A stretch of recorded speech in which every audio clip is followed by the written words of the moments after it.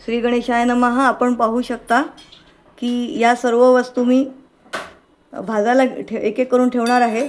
सध्या आपण धणे भाजायला घेतलेले आहेत। या वस्तू आपण कोरड्याच भाजत आहोत जेणेकरून मसाला खराब होऊ नये।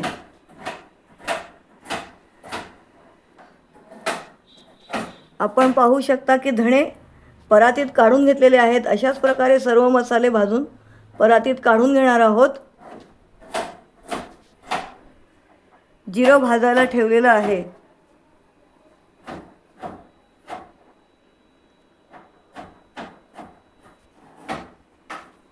बडीशोप,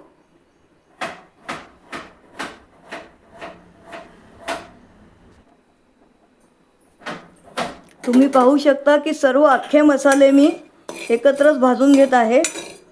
यापैकी मी तेजपान, दालचिनी आणि स्टारफूल यांचे भाजत असताना तुकडे करून घेतलेले आहेत।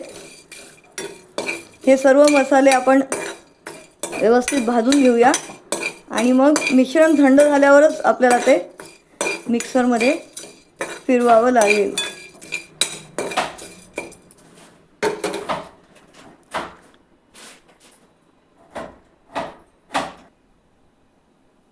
आपण बघू शकता की कोरडे मसालेही आपण या परातीत टाकून घेतले आहेत। हे सर्व साहित्य आपण पसरवून घेऊया आणि जेणेकरून हे गार होईल आणि आपल्याला मिक्सरमध्ये फिरवता येईल। पूर्ण गार झाल्यावरच साहित्य फिरवावे।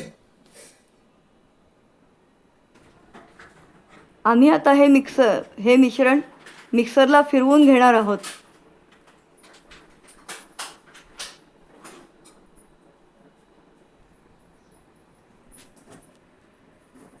पूड अर्धवट झालेली आहे आणि अर्धवट झालेल्या पुडीतच आपल्याला हळद, तिखट आणि आमचूर पावडर हे टाकायचं आहे। अशा प्रकारे अर्धवट झालेल्या पुडीत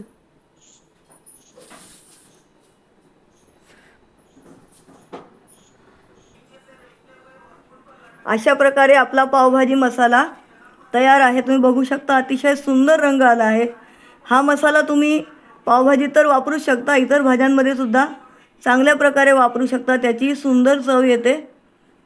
अशा प्रकारे माझे व्हिडिओज तुम्ही नेहमीच पाहत जा। लाईक, शेअर व सबस्क्राईब करा। धन्यवाद।